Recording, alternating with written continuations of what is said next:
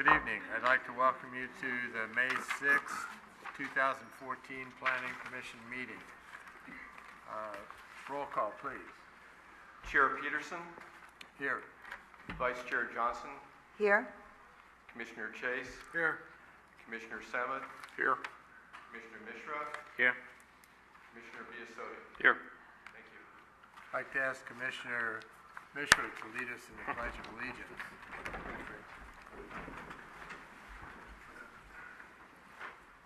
I pledge allegiance To the flag of the United States of America, and to the republic for which it stands, one nation, under God, indivisible, with liberty and justice for all.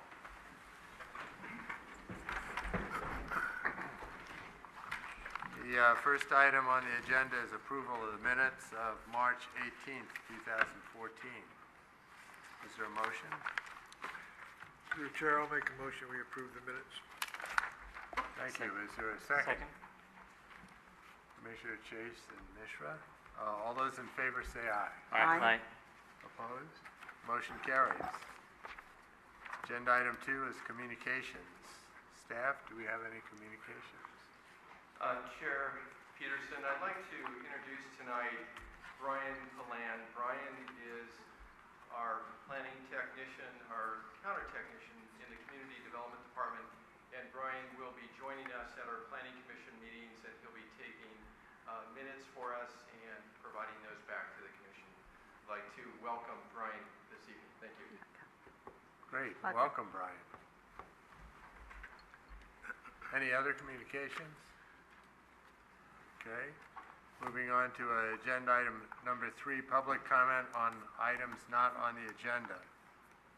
If there's any member of the public who has a comment that's about a subject that is not on the agenda, and seeing none, we'll close that item and move on to number 4, announcement of conflict of interest. Do any commissioners have a conflict?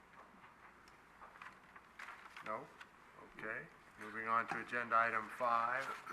5A is a request for amendments to the municipal code to implement programs contained in the adopted 2007-2014 housing element. And those are 4 in number. 1, add Chapter 12, 240, reasonable accommodation to Title 12, land use of the San Bruno Municipal Code to establish a process for persons with disabilities to seek a modification to zoning regulations. And the second item is add Chapter 12.250, density bonus to Title 12, land use of the San Bruno Municipal Code to provide provisions for density bonuses for residential developments with affordable housing units. Item 3 is amend Section 1296-110, regulating emergency shelters in the C General Commercial District, and add Section 1284-220, emergency shelters, to Title 12, land use of the San Bruno Municipal Code to allow emergency homeless shelters as a permitted use, subject to location requirements and performance standards. And 4, amend Section 1284-445 of Title 12, land use of the San Bruno Municipal Code to amend the definition of special residential care facility to include transitional housing and supportive housing. Staff report, please. Good evening, Commissioners. I'm Mark Sullivan. I'm the Long-Range Planning Manager for the City of San Bruno. Just to provide you with a bit of background on these 4 ordinance items, the housing element is a required element of the general plan that provides a plan to meet the city's housing needs over a period of approximately 7 years. The housing element is a requirement of state law. The city's current housing element was adopted in 2010, and it was certified by the California Department of Housing and Community Development. The housing element includes housing programs and implementation actions to support the overarching aim to provide decent housing and a suitable living environment. The housing element includes 4 implementation actions that are mandated by the state and must be completed during the current housing element period to be in compliance with state law. The current housing element planning period runs from 2007 to 2014, so it's really the end of 2014. Those amendments, as you mentioned, I'll just say them briefly again, are to establish a reasonable accommodation process for persons with disabilities, to establish density bonus provisions for residential developments with affordable housing units, to allow emergency shelters in the C district as a permitted use, and to amend the definition of special residential care facility to include transitional and supportive housing. The 4 implementation actions were introduced to the Planning Commission on March 4th and also to the City Council on April 8th of this year. Why are these important? The city is in the process of updating its housing element for the next planning period from 2014 until 2022. The update must be completed by January 31st, 2015, so essentially by the beginning of next year. If the current housing element is in compliance with state law, the city will qualify for a streamlined review process by the Department of Housing and Community Development, which will help to adopt the housing element on time. There are risks and penalties associated with not meeting the deadline, and one of the most significant ones is that the planning period, which would be 8 years, if it's adopted on time, would be reduced to 4 years, which would mean we'd have to update our housing element every 4 years rather than every 8 years. For these 4 amendments, a legal notice was published in the paper, and for the emergency shelter ordinance in particular, notice was mailed to property owners within the area of where the emergency shelters are proposed to be allowed, and a 300 buffer area surrounding that. And this is because it's a distinct area. It's not a citywide ordinance. It just applies to a distinct area. So in that process, staff has received a number of emails and phone calls from concerned property owners. In general, people were concerned about the concentration of homeless people in that area. They feel like, or it was expressed that the neighborhood has experienced a lot of impacts over the years, which benefit the entire city, but impact that area the most, including construction at the BART station and Caltrain and so forth. Concerns about quality of life and safety, and also need for economic development just to improve things in general in the area. Given the nature of the comments, staff recommends that the emergency shelter ordinance be separated out from the other 3 zoning amendments for further consideration beyond tonight's meeting, and that the Planning Commission defer action on the emergency shelter ordinance until a later meeting. Staff has prepared a revised resolution, which was provided to you, that addresses just the 3 other amendments for Planning Commission consideration. What staff recommends that after this presentation, the Planning Commission receive public comment and discuss the item. And it's important to remember that the emergency shelter ordinance must comply with very strict guidelines of the state law. So there's not a whole lot of latitude in terms of how we can adopt it, or what the local provisions can be. But there is some flexibility. And staff will work on the emergency shelter ordinance further and bring back a revised draft at a future meeting. So what I'm going to do right now is summarize the 4 ordinances that are contained in your packets, and provide you with highlights of each one. And I'll start with emergency shelters because that's the one that's, I think, generates the most concern. Okay, just for a point of information, the agenda item lists this as a public hearing, but it doesn't say that the plan is for the commission to consider adopting resolution 2014-1, recommending that the city council adopt 4 ordinances amending Title 12 Land Use of the San Bruno Municipal Code. So I thought I'd mention that just to make sure that the audience on the television and, of course, the general public here has this in the correct context. Thank you. Please go ahead. So as I mentioned, I'll start with the emergency shelter ordinance. The requirement for that ordinance came from a state law. It's called Senate Bill 2, which was adopted by the state legislature in 2008. And it requires every jurisdiction in the state of California to identify potential sites or a zoning district where emergency shelters can be permitted without discretionary review by the local government.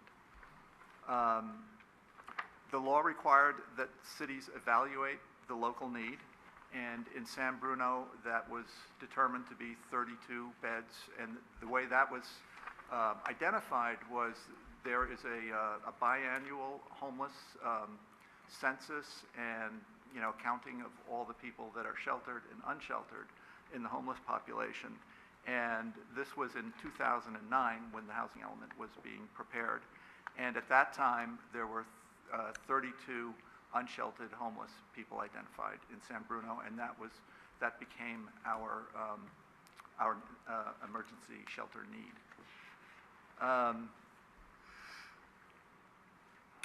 So during that process, the transit-oriented development land use classification within the general plan, which had been recently adopted at that time, was identified as an appropriate location within which to locate homeless shelters. And the reasons for that partially were it's designated as a multi-use area, and it's located where a shelter would be in close proximity to public transportation and support services. The zoning district would allow an individual homeless facility of up to 20 beds, so therefore it would require 2 in order to reach the 32 need, which provides a realistic opportunity for shelters to meet San Bruno's need. The ordinance describes minimum standards for emergency shelters, including parking, outdoor waiting areas, on-site management, concentration, exterior lighting, and security, which are all outlined in state law. A shelter cannot be located within 300 feet of another shelter. And the shelter must provide on-site management and security during the hours that the shelter is in operation. So those are the highlights of what the emergency shelter ordinance would do. So as I mentioned, I think it's important to hear the community concerns about that proposal and to consider this further. The next item is reasonable accommodation, and this is one we think that should go forward. This comes from the Federal Fair Housing Act and also the California Fair Employment and Housing Act, which requires local governments to make reasonable accommodations in their zoning laws when such accommodations are necessary to afford a disabled person an equal opportunity to use or enjoy a dwelling. So within the amendment that you have before you, it would establish a process for persons with disabilities to seek a modification or exception to zoning regulations in order to eliminate regulatory barriers to provide housing for the person with disabilities. The procedure would be a ministerial process subject to approval by the Community Development Director. And the next item I'll discuss is the density bonus item. That is also a state law requirement, and state density bonus law was under legislation passed in 2004 called SB 1818, and it requires local jurisdictions to adopt state density bonus law into their municipal codes. So the fact is we're already subject to density bonus law by the state, but we can adapt it to some degree to fit local needs.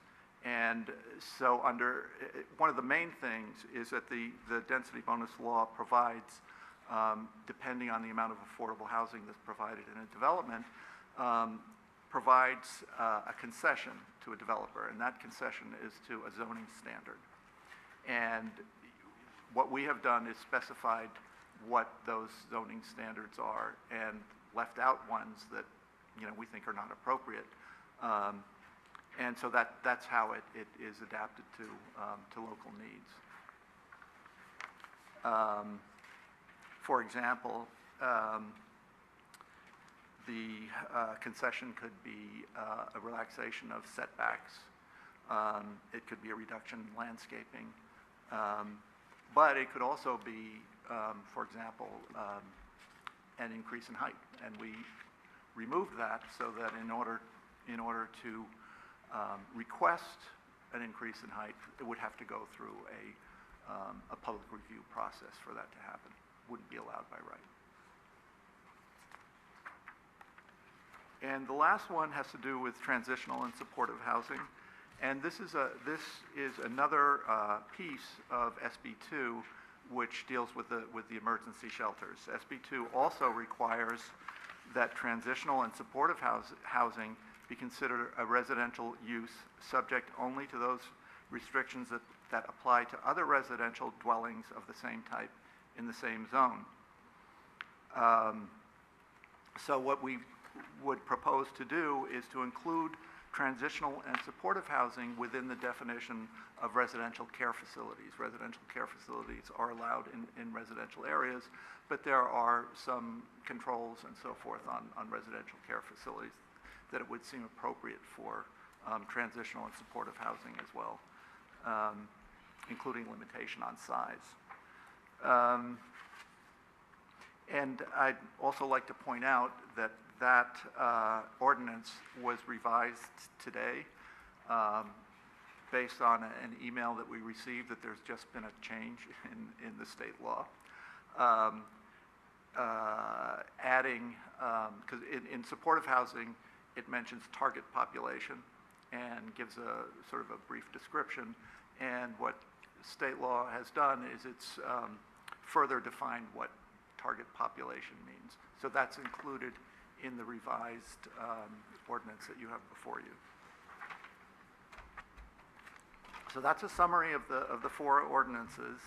And so in conclusion, I'd like to remind you that staff recommends approval of the revised resolution addressing the three ordinances related to reasonable accommodation, density bonus, and transitional and supportive housing, and forwarding those ordinances to the City Council for adoption, and that staff will bring back the fourth ordinance related to emergency shelters at a future meeting after reviewing public comment and Planning Commission direction.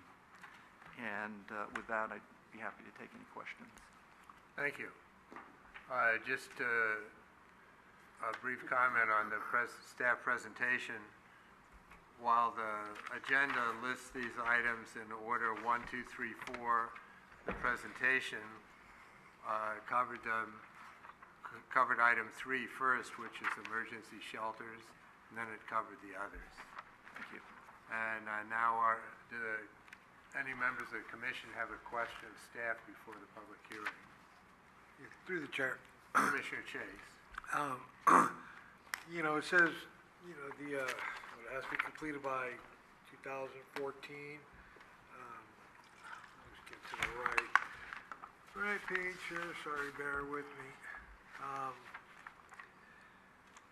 How come it took us so long, to bring the four amendments to us or to the City Council when we're in 2014 right now, and this Yep. was from 2007 to 2014. You know, are we kind of like up against the wall, time-wise, right? I mean, I mean, I don't know why, but it just seems like perhaps maybe it could have been a little sooner in the ball game, maybe? Maybe somebody can just explain that to me briefly, I'd be appreciative. Sure, Commissioner Chase, if I can respond. The housing element was adopted by the city in 2010, so the overall period covers 2007 through 2014. But it wasn't actually adopted by the city of San Bruno until 2010 and certified by the state that same year. And as we all know, that the city has been dealing with the PG&E explosion and fire, and a number of projects, including the zoning code update, were basically put on hold while the staff resources were used to really address that community issue. And the intent really was that these 4 ordinances that we have before you this evening would be addressed as part of the zoning code update. The zoning code update is still underway, and in fact probably won't be completed until later on this year. And as Mr. Sullivan indicated, it's necessary that these ordinances be addressed and hopefully adopted by the city this year and well before the end of the year, so that we can be eligible for that shorter review period. So we decided to actually move these ordinances out of the zoning code update and to bring them to you independently, so that we could hopefully get these reviewed, approved, and then be in line with the current update, housing element update, so that the city of San Bruno could be eligible for the streamlined review and the extended overall review period of 8 years versus 4 years. So that's a little bit of the rationale, and Mr. Sullivan could add to that if he needs to. No, I think that describes it. Okay.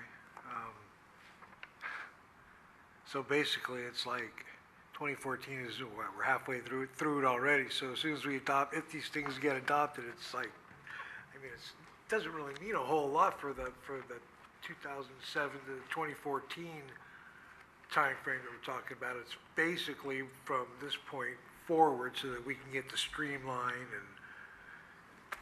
and be able to catch the break with the state in that regard. Is that correct? And there are other issues as well. For example, qualifying for grant funds and so forth. You need to have a housing element that's in compliance in order to, qualify for a number of state-sponsored funding. So one more question. As we discussed at the previous meeting, about the timelines and how critical all that is, are we going to be up against that again? Let's just hypothetically say all the amendments get approved and everybody's good with whatever.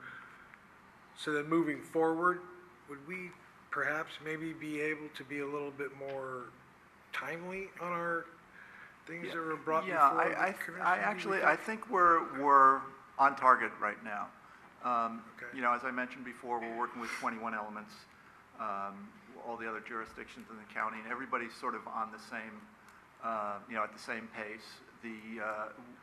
We are participating in streamlined review right now, assuming that we'll continue to qualify for it. And so, HCD has actually looked at some pieces of it already, along with all the other jurisdictions. And we've put together a timeline which has been distributed to the city manager, and we need to confirm dates, but we basically have proposed dates for public hearings and meetings to get it done by the end of the year. So I think it's definitely doable.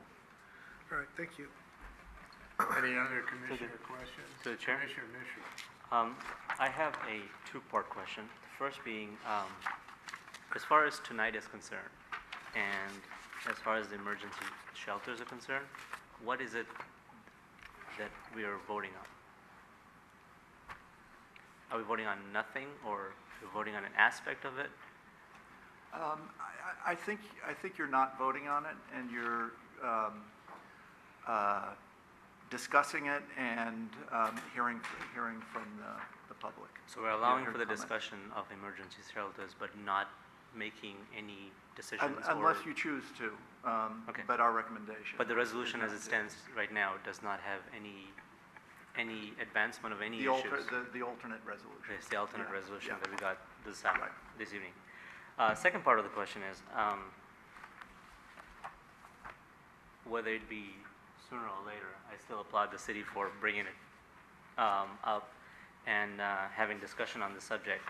I have to say that I'm always against clustering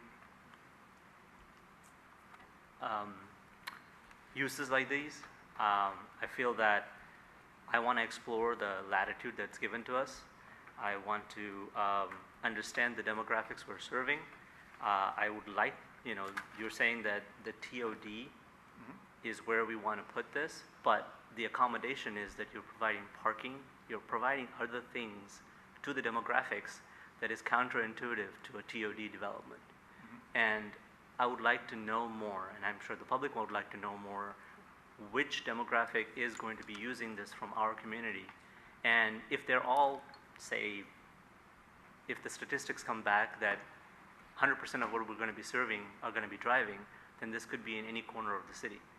And if that's the case, then we should open up this development to anywhere in the city, because that's the demographic we'll be serving, and not restrict ourselves. That would be my impression. So I would like to know more about the market, if you want to look at it from a business perspective. What is the market that's being served? I'd like to understand that more before I vote on it. Putting the community concerns aside, which are legitimate, I would like to know more about that demographics. That's my personal opinion. Thanks. Okay, thank you. Any other commission questions or discussion? Okay, I'd like to open the public hearing, and as an introduction, you may comment on any one of these parts, 1 through 4. And please step to the podium and make any comments or ask any questions you would like to. Through the chair, real quick. Commissioner Chase. 1 through 4, but then but the one about the emergency shelter is off the table for tonight, right? The one on the shelters can be on the table at the preference of the commission. The staff is observing that since there are a lot of comments, they would recommend that we continue that item to another meeting. Right. Take testimony tonight, Okay. but also continue it to another meeting if, for example, there's more information that should be gathered. Okay, thank you. Thank you, sir. Please give your name and your street name. Rich Dondo, 831 Mills Avenue. I am located within 300 feet of San Bruno Avenue. I have a couple of questions. And my first one is the area I think it's section 4 we're talking about, the development for homeless shelters. The area that is designated by the map, which I have here somewhere. The map is on the... Oh, just put it up beautiful, there. great. Yeah. Somebody came up with that map. Is that the area that's actually required to accommodate, or it can be smaller? Okay, do you have another question also, so we I have could deal with all of two them more at questions. once? The other one is, can that area, if it has to be that size, could that be moved into industrial area? And I have an answer, I have a supplemental reason for doing so. Could you say that once again? I missed part of it. The area that you chose is a Right. residential and business area. Yes. Could it be that that area be smaller and meet the California requirements for homeless shelters that are required by the city? Okay. And you have another question? Or is Yes. after you answer that question, can that area, whatever size that is, whether it's that size or smaller, be accommodated in the industrial section of this city? Okay. I'd like to ask staff, I think these are good questions. Is that something that staff can address now? Is that information that you have? Well, the state law requires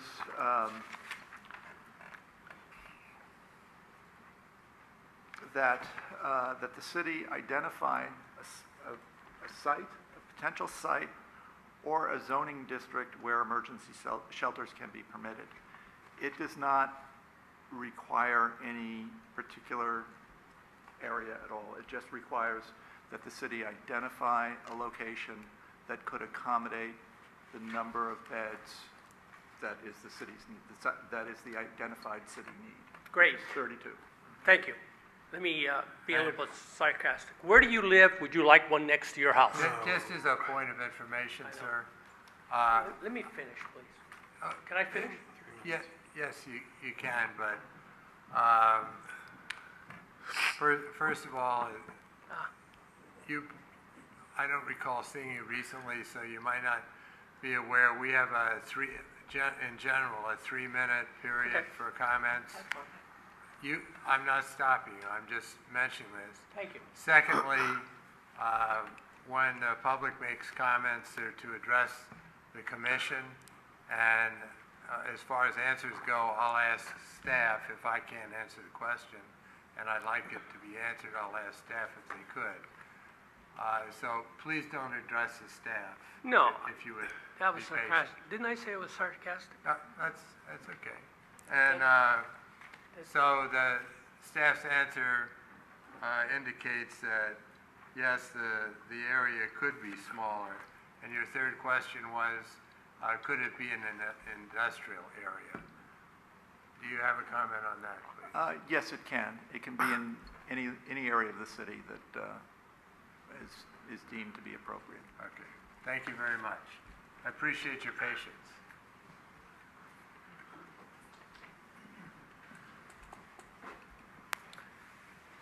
Hi, my name is Emil Piki. We own a property at 810 Masan, which backs up right into their property and is less than 100 feet from San Bruno Avenue. I do have a question that I'd like to know is, what is the length of time that people are allowed to stay in the shelter? Do you have some other questions also? The other one is that my dealings with homeless shelters, I know that most of them are, the people that live in them are either vagrants, drunks, or druggies. And within 48 hours, they're back out into the streets. So if you're looking at this area here, the best place for one of these persons who's left the homeless to hang out will be your new train station. And I don't think the city really wants that, because they built such a beautiful place to attract the people to come in and use it. I don't think you want the homeless around there. And my feelings are that it should be in an industrial area. Thank you. Okay. Let me see if I can get you an answer on that. Does staff have any estimate as to how long homeless might be in the shelter? The maximum amount of time is 6 months. It's up to 6 months. And generally what happens is that transitions. So transitional housing is 6 months or more. So it's 6 months, and I believe that and so within our ordinance, we've set the maximum as 90 days. So it's considerably less than 6 months. Through the chair, real quick. So we have the ability to set the time? Is that what I understand on that? Yeah, within certain parameters, but yes. Thank you. Commissioner Biassiatti. How many homeless beds in town do we have currently? Are there any shelters in town? Yeah, there's one at St. Bruno's Church. It's got 10 beds.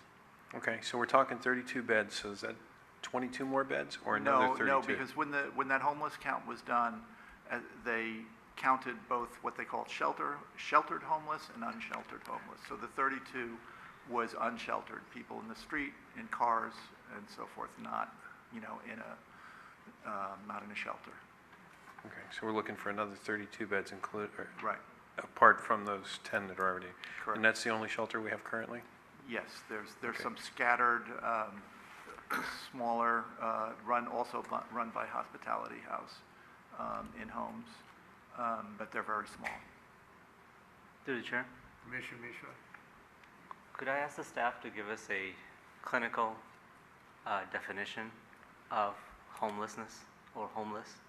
Because I don't believe 100% of them are drunk addicts. I don't believe that I'm prepared to give you a clinical definition. Or what the state mentions as homeless? Yeah, Or I mean, defines. a homeless person is simply, a person who does not have shelter, is usually very low income or has no income and has nowhere to stay for the night. There could be any number of reasons for it.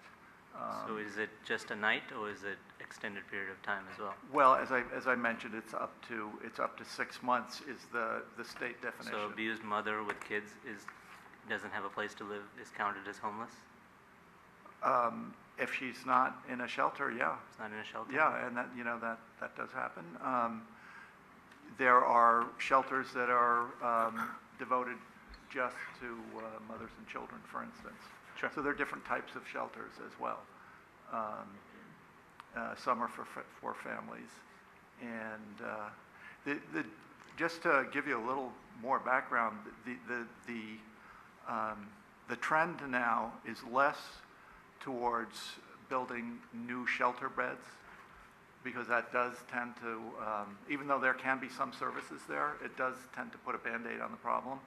And it's more towards transitional housing, because transitional housing will look at the source of the problem and, attempt to, assist someone who potentially has substance abuse problems or doesn't have a job or whatever the case may be, and try to find them permanent housing and also to address whatever issues, cause them to be homeless in the first place. So that's really more of the emphasis now than building shelter beds. In fact, there hasn't been a new shelter built in the county, in my understanding, in a number of years. Okay, thank you. Thank you. The public hearing is still open. If there are more comments, please give them. I just want to address one thing, is that when I spoke about drunks and vagrants, we get a lot of them that hang around our property. They go into the back of the church over there, and they have sex and urinate and defecate all around the property and throw stuff over our fence. My daughter-in-law couldn't walk our grandchild around there because of these people. Now, if you're going to do anything, have somebody take these people away and bring them somewhere. And I don't know if those are the ones you're going to put in the homeless shelter. To me, a homeless person is a person who maybe has a job but can't afford housing. Taking people off the street that are there of their own free will and don't do anything about it, they don't deserve to have housing. So that's just my feeling and the feeling of I think most of the neighbors, is that we do have to clean up the city in those areas that you have proposed for this housing. And by bringing more homeless in and housing them in there isn't going to help that area at all. Thank you. Thank you. Any other members of the public like to comment? Christine Price, I live at 823 Mills. The transitional housing, is that just a house anywhere in any neighborhood? Is that what you're planning on using for transitional housing? Do you have, I'll find out in a moment. Do you have another question? I just want to make a couple comments. I didn't really have another question. That was, Okay. well, yeah, I did have another. Why did you not look into putting the homeless shelters into the industrial areas? Why did you only look into putting them in this San Bruno Avenue, El Camino corridor? Why did you not look anywhere else? Okay, That's it. Then the other thing I have is a comment. When you answer, I will mention my comment. all right. Those are good questions. Staff, can you tell us where would the transitional housing be proposed to be? And why isn't the homeless housing proposed to be in an industrial area? Yeah, why did you not look into the industrial area? I think they did, but let's find out. Yeah, that was brought up. There were a couple of meetings back in 2009. There was a city council study session, and I believe there were a couple of other meetings. And that's what came forward was the industrial area was considered, and the TOD area was what was chosen. Okay. And how about, where is the transitional housing proposed to be located? You know, to add to what Mr. Sullivan said, in terms of the location, the industrial area was looked at, and I think from consultation with staff and others on this, it seems like the TOD area was looked at because it was in closer proximity to services and transportation. So the industrial area was looked at, but that was the rationale at the time. As far as the transitional housing, as was indicated in the presentation, would be allowed where housing for special needs would be allowed for up to 6 units. This would be in all residential districts. So in all residential districts. So it would be an apartment building, an already established building somewhere in residential? Or- It could be an apartment building, it could be a single family home. Anywhere within the city? anywhere. Exactly, in a residential district, that's correct. Okay, and the only other comment I had was that this gentleman said something about our nice new train upgrade and it's really nice over there. They have a beautiful fountain now, and I just know exactly who's going to be using the fountain. Because it's going to be, if we're going to have homeless in the area and you need to take a shower or whatever, it's not going to help. And I don't even see homeless people that much in San Bruno either, so I don't know how we devised that there was 32 homeless people in San Bruno. How did we come to that amount? I know you said you did it years ago in 2009, but have they done it in the last 5 years? Because you see a few occasionally, but I never see 32 people that are homeless and living in cars. Has anybody here seen 32 people? Really? Where are they hiding? Excuse me, I think your question is well put, and let me see if I can get an answer. Okay. One moment. Staff, can you tell us, is there another? Yeah, it's the census is done every 2 years at the same time, every year at the last weekend of January. So on odd years, so 2009, there was one in 2011, there was one in 2013. And this surprised me as well, in 2013 the count was 99. So, you know, I mean, people do tend to hide and, you know, they are not going to be out in the open generally. I'd like to see that census myself, knowing But a little bit you know, about there's a whole bunch of volunteers that go out and actually count heads. Very good, thank you. Okay, Thank you, ma'am. And are there any other comments? Thank you. Through the chair. Uh-oh, this is going to be number 3 for you, sir. Okay, I'm sorry, it's going to be real quick. Okay. I just want you to really take into consideration of the industrial area to help preserve what little property values we do have left. Thank you. Through the chair. Commissioner Chase. If I might be allowed just to make a comment, you know, 99 homeless people in the city of San Bruno, while that may seem to be a lot, you know, it's like the invisible population. You know, they're out there and you just you don't see them. You know, it's not like they're all druggies. It's not like they're all addicts. You know, you can go down San Bruno Park, right down here. You go back Beckner Shelter or whatever. You go up to, you know, Preserve Park. I mean, whatever. they're not necessarily in our backyards, but you know what? It's unfortunate, but there's a lot of them out there. They're everywhere, and it's, in most cases it's sad. And anyway, that's just my comment on, why we don't see 32 people and we have a comment of, that's whatever, thing of 99. It's a very reasonable number, I would think. Thank you. We'll continue with the public hearing.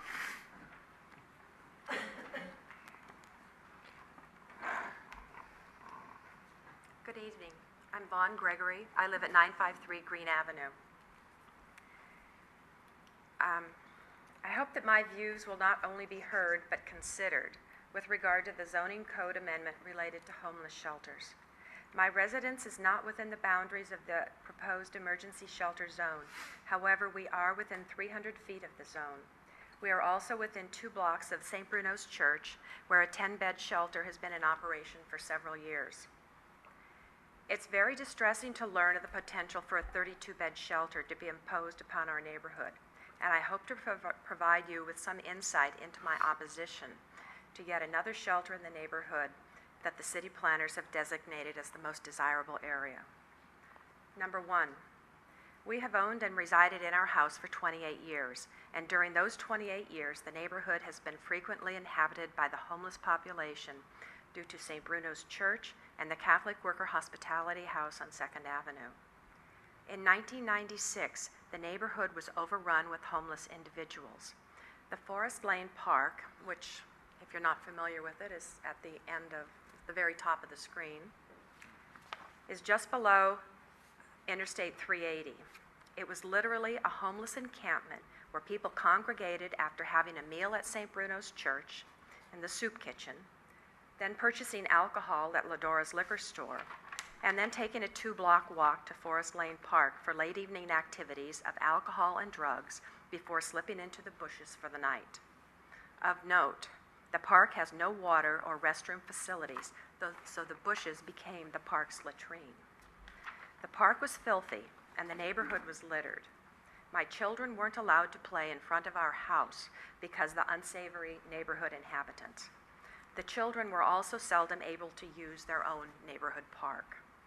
The police department was unequipped to deal with the problem. And I know this because I had police officers in my house. I had to tell them rules about curfew in the parks. Finally, after my 5th grade daughter and her friend made a plea at the city council meeting to get the park cleaned up, the city took action. Trees and shrubs were removed, new signage with park rules and curfew were imposed, and constant monitoring by police officers and local residents proved moderately successful. The problem eventually subsided, but has never gone away, with recurring problems, especially during the summer months. Last fall, city workers had to remove the barbecue, picnic tables, and park benches because the homeless population had moved in again and was starting fires in the barbecue with the branches from the shrubs. My children are grown now, but I want today's and tomorrow's children of the neighborhood to be able to enjoy the park facilities, as children should. Number 2, I'm not sure how deeply the city planners have looked throughout San Bruno's 5 square miles for an alternate location for the emergency shelter zoning, other than the transit-oriented development area. The neighborhoods on the east side of San Bruno along San Bruno Avenue corridor have been negatively impacted for years. The airport, freeways, and trains are a constant source of noise and air pollution. In addition, the neighborhoods have suffered through significant construction noise, traffic, and neighborhood interruptions due to BART construction, Tanforan renovation construction, and now the grade separation construction. These improvements are intended for the benefit of all San Bruno residents, but our neighborhoods have experienced a disproportionate level of negative impact from these so-called citywide improvements. It's time for other neighborhoods, other homeowners, other property and business owners to share in this responsibility. Point number 3. In addition, the plans for the transit-oriented development area include, among others, a potential development of a 7-story multi-use residential building. What developer will risk financial loss by situating their building next door to a homeless shelter or within an area zoned for such? Have you determined the financial impact on the current property owners of this neighborhood, such as myself? The city's intention now is to force the residents of our neighborhood to be subjected to another significant negative impact if the current zoning code amendment related to homeless shelters is approved. Please consider this as my objection to the city's current plan. And just as an aside, I applaud your decision today, or hopefully it will be a decision this evening, to put this decision off and to restudy the plan a bit before you do make a recommendation to the city council. Thank you. Thank you. Are there other members of the public who would like to comment?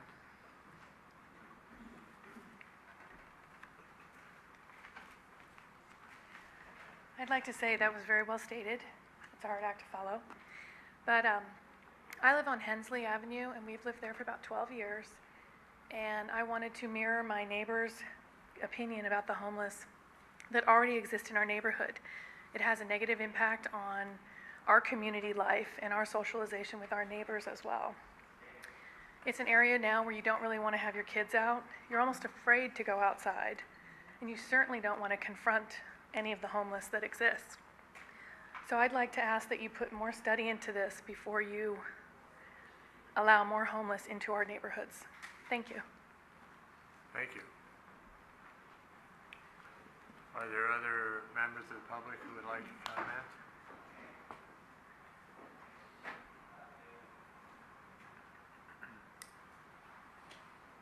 My name is Shirley Allen. I live at 836 Mills Avenue. All I'm going to say is please reconsider. People in this area have suffered enough. We went through BART. We went through what's going on now. And to have this in our neighborhood, how much more can we take? I mean, people in this area are looking elsewhere to move because of all this that's going on.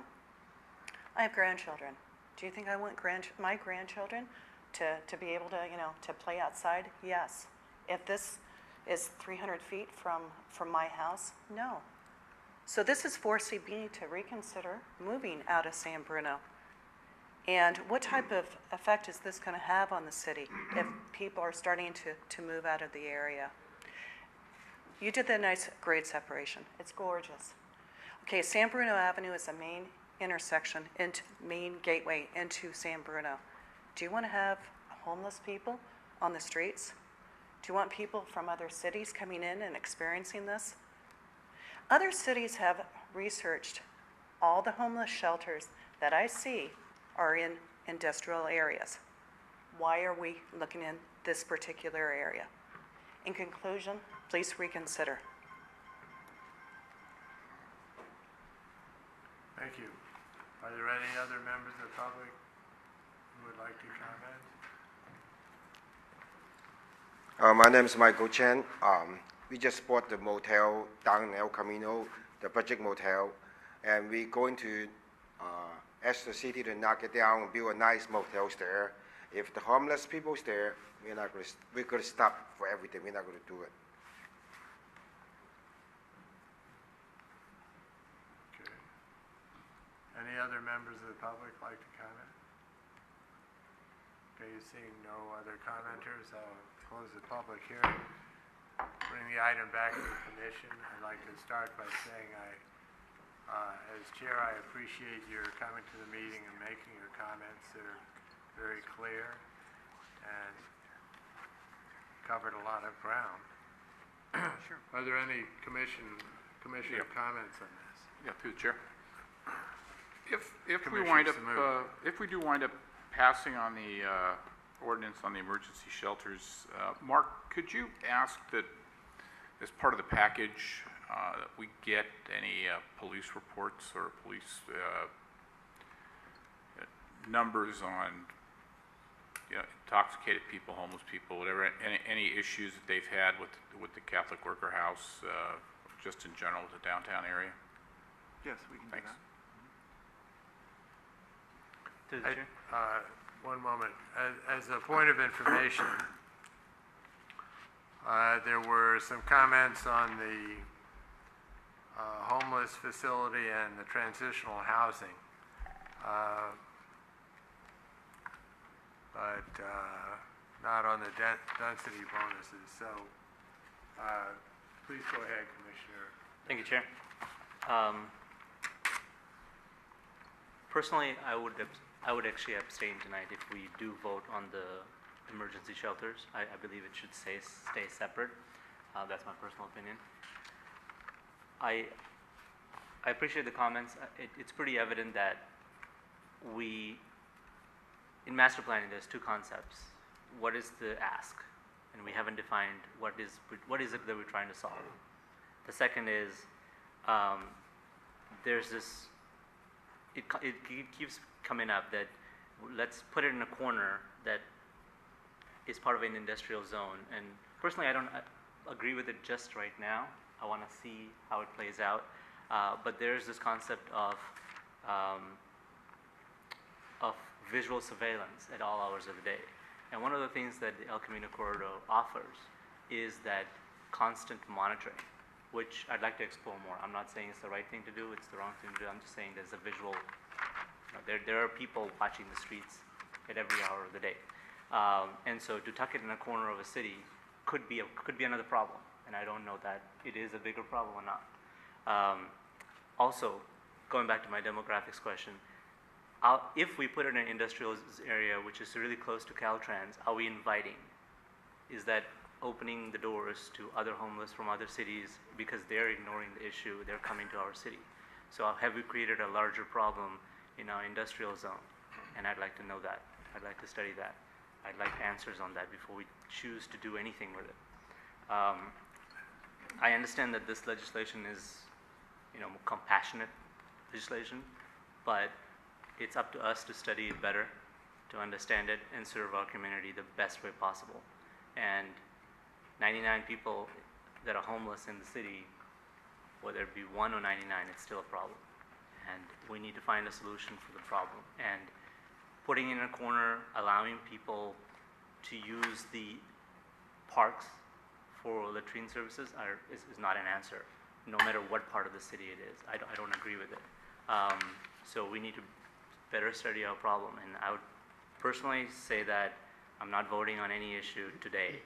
I'd like for this to come back to the Commission. Thanks. As a point of clarification, do you mean you don't want to vote on any of the issues on this that staff has presented, or? No, just the number 3. Number 3, okay. Thank you very much. Thanks. Any other comments by Commissioner? Through the chair. Commissioner Johnson. Well, I do support Commissioner Mishra's comments, and it is a difficult, it's a difficult, complex situation. And looking at both ends, I own a business, and I certainly would have to think about safety of those that are going to be near my business. So whether it's industrial or whether it's homes, there is an issue here that we have to take a look at, and I completely support the study and taking a look at this and what can be done. I also know that there are homeless people who work, who go to school, who do things, and they just don't have a place to go. They sleep in cars, they do other things, and they're credible, good people, but they don't have a place to live. And then there's the other range, who have mental illness, who've had difficult lives, who've been veterans. There's a huge range.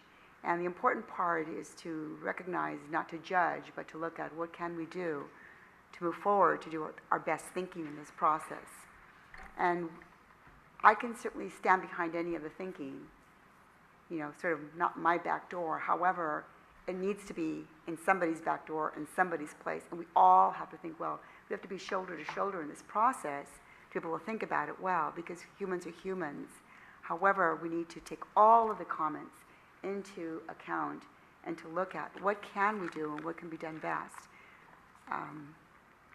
I sit here with a heartache through the whole thing, because I teach at a homeless shelter, and I teach parenting skills at a homeless shelter, and I've been doing it for probably 15, 20 years, and I hear the stories, and so it is definitely something that I'm very familiar with, and men and women, and so it can't be ignored, but we can't we can't not do something about it. And I don't know what that answer is, and I'm certainly there. I'll be first in line to do whatever I can to do good thinking. But I am a resident for over 38 years in San Bruno. I own a business in San Bruno. I've been doing my business for 42 years. My business has been here for 63 years. And I absolutely know that it affects at all angles, and we've got to take a look at this very cautiously. And it's a difficult situation, but we have to address it. And we will. As a community, we will, and we will do a good job. We'll do all our best thinking around it. And I want to make known that I'm also not prepared to vote on this evening. I think additional information, I need to have as much information to hear as, it's not about not being in my back door, it's about what can we do. And we are required to do some of this. It's not like we have an option. We are required by law to do something about it. It's not an option. It's how we do it that makes a difference. So, thank you. Thank you. Through the chair. Commissioner Biassiatti. As a planning commissioner, I look at this and my only thought is this consistent with the general plan and the transit development oriented plan that we've looked at and talked about? And I don't believe that it's consistent with those two plans, period. I think we need to look at some other areas, some other options, but I absolutely believe this is inconsistent with the general plan, period.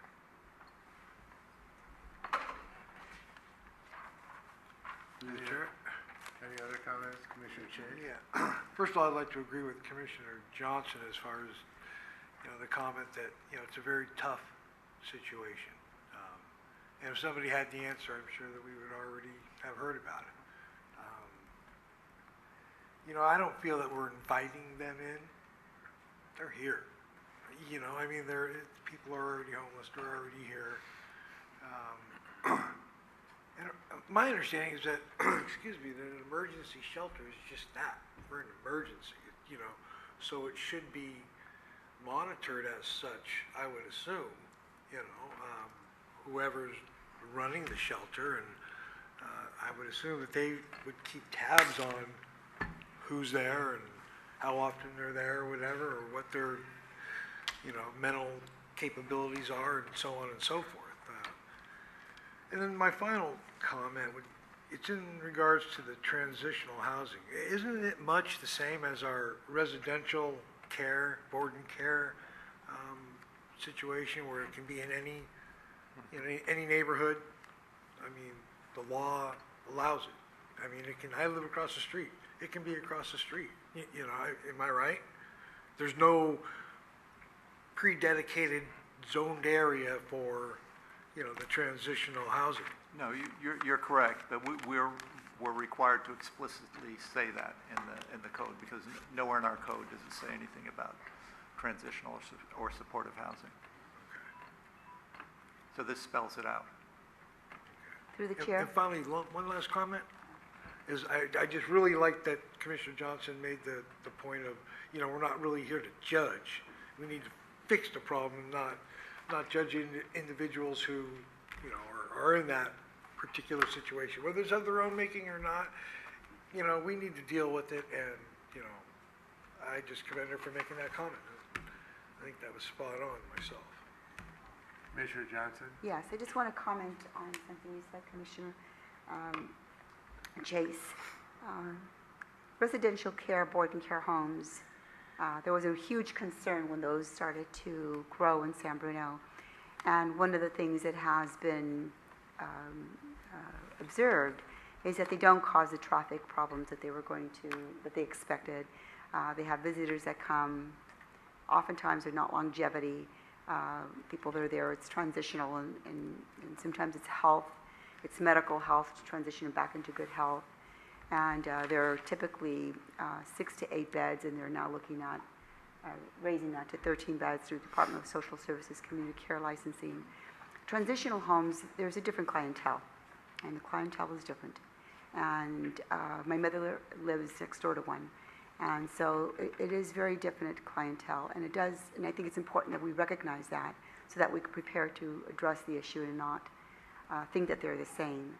People in board and care homes typically are not mobile.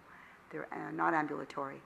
And oftentimes in transitional care, it's a different clientele. So I want to be sure that that's transparent in that process. All right, thank you. Just to summarize, I think it's clear that the commission is interested in continuing item number 3, the homeless shelter, to a later date. I'd like to ask staff if they have a date in mind that could be included as part of a motion. At this point, we do not have a specific date in mind. What we would suggest to the commission, though, is that we have a number of people attending tonight. We have a contact list, so perhaps we could get the names and contact information of those people who would like to leave that information with us. And as we follow up on this item, we'll make sure that you're noticed of that follow-up. Okay. Through the chair. So any motion would be a date to be determined. Correct. Okay. Commissioner Mishra. A question to staff. Is a community workshop in any way warranted? You know, at this point, I think we'll take in the information, review it with our city manager, and determine what the best process might be. That's an option that we'll look at. You know, we've heard a number of different things tonight. Certainly, there have been concerns about location, as Mr. Sullivan indicated in his report and comments. This was a suggested location. It does not have to necessarily be this location as depicted on the map this evening. So one of the things we'll do is take into consideration the comments, look at different options, discuss it with our city manager, and come back to you. Thank you. Okay, thank you. Through the chair, real quickly, Commissioner Chang. on that date to be determined, it has to be before the end of this year, correct? The intent would be, yes, to come back before the end of this year. That's correct. Okay, Through the chair. Commissioner Johnson. Question for staff. Can you provide us in future some research as to what are some successful areas of shelters where it is working and why it's working? I do know that if we had, you know, in an area, I don't want to even convey a location because I don't want to confuse the fact of an example, but if it's a place where there is a lot of trees and but there isn't any transportation, will that be an area that the homeless would actually go to? Is it freezing cold in that area or not freezing cold? Is it because there's transportation, not transportation? What are the areas that are successful and that are working? And I would like to know that. And then also the areas that have been designated and that are not working and why they're not working, I think is equally important to take a look at. And through the chair, we'd be happy to do that. Thank you. Since we're concentrating on this one subject for a while, I think that fact in itself would suggest that it would be in order to have a motion to continue the homeless shelter issue to a meeting whose date will be determined by staff. Chair is open for a motion or further discussion. Through the chair? Through the chair. No, you go right ahead. Commissioner Visari. Two more questions. In my reading here tonight, I see there's a change in definition in page 1 of the ordinance, section 2. It says special residential care facility means, and there's a change. Why the change in definition? I know you mentioned it earlier in the presentation, but it escapes me why we're changing that. Could you repeat that? In section 2 on 128445, special residential care facility is amended as follows, and there's a change in the definition. The original writing is struck out and it's rephrased. Can you explain why? We'd be happy to. I think as, again, Mr. Sullivan indicated in his report, we got an email from HCD, Housing and Community Development, and they indicated that the definition should be replaced, as previously stated, to provide the more specific information that we provided, pardon me, in the strikeout version. More specific? Yes. Okay. Because in my reading of it, it seems more vague. And number two, on one of the letters from the citizens here, it mentions inverse condemnation. Anybody have a definition for that for me, please?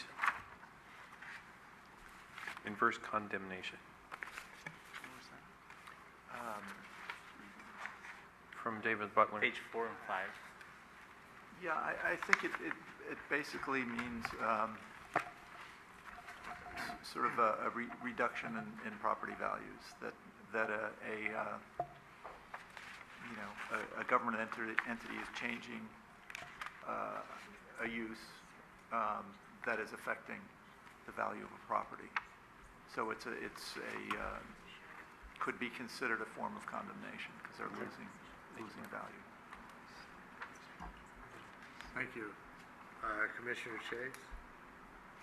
Yeah, I'm sorry. I was going to make a motion that we continue the item number 3, which we've all been discussing, the emergency homeless shelter, to a date to be determined with hopefully more of the information that's been requested of staff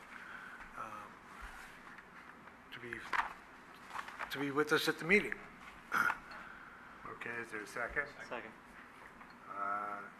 Commissioner Biasotti is second. All those in favor say aye. Aye. Opposed? Motion carries.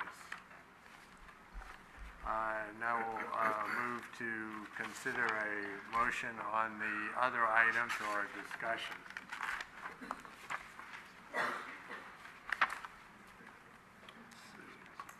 Through the chair. Commissioner Chase. A real quick question. I vaguely remember at the start of this meeting where the question was asked of staff as to whether or not we were going to actually be voting on any of these, and I thought I heard the answer was no, which doesn't seem to ring. No, we're not voting, well, Well, we are if we're looking to we're not a voting passive on, amendment, right? well, actually, we are voting on Yeah. number 3 to defer it, but we are taking some kind of action on each item. Right. And what it looks like, since there's relatively little discussion on items 1, 2, and 4, that there should be some discussion on them if there are concerns. And if not, a motion to recommend a resolution to the council. Do these have to be read separately as a resolution? I mean, each one, number 1, number 2, number 4? It's And one, then- it's one resolution, correct? That is correct. Okay. Thank you for clarifying that. Okay, I'll make a motion. Very good, go ahead. I'll make a motion that, that we approve ordinance, God, Here you go. there we go, that's it. Adopt a resolution number 2014-01, recommending that, the 3 ordinances that are going to amend Title 12 of the land use of the San Bruno Municipal Code to implement the housing element programs based on findings of fact 1 through 3. Is there a second? Second. Again, Commissioner Biasotti. He's All quick. those in favor say aye. Aye. Opposed? Motion carries. Do we need a roll call vote on Yes. a resolution? Okay, staff. Yes, we please- do, please. Please implement that. Chair Peterson, Aye. Vice Chair Johnson, Aye. Commissioner Mishra, Aye. Commissioner Biasotti, Aye. Commissioner Chase, Aye. Commissioner Samet. Aye. Thank you. Thank you very much. I want to thank the public again for their input. Item number 6 is discussion. The first item is 6A, city staff discussion. That first item, Chair Peterson, has to do with selecting volunteers for our next Architectural Review Committee meeting in June, so we're looking for 3 volunteers, please. Okay. Chair Peterson, Commissioner Chase, Commissioner Biasotti. Thank you. Okay, is there any further city staff discussion? No, there is not. Okay, 6B is planning commission discussion. Is there any planning commission discussion? Through the chair, real quickly. Commissioner Chase. I'd like to just agree with, Chair Peterson's comments about having the public here. It's nice to see the public here, and putting giving us your input on what's important to you. So, we really do appreciate it, and we do try and listen, so thank you. Any other planning commission discussion? Okay, hearing none. Being at the end of the agenda, I'll adjourn the meeting. Thank you very much.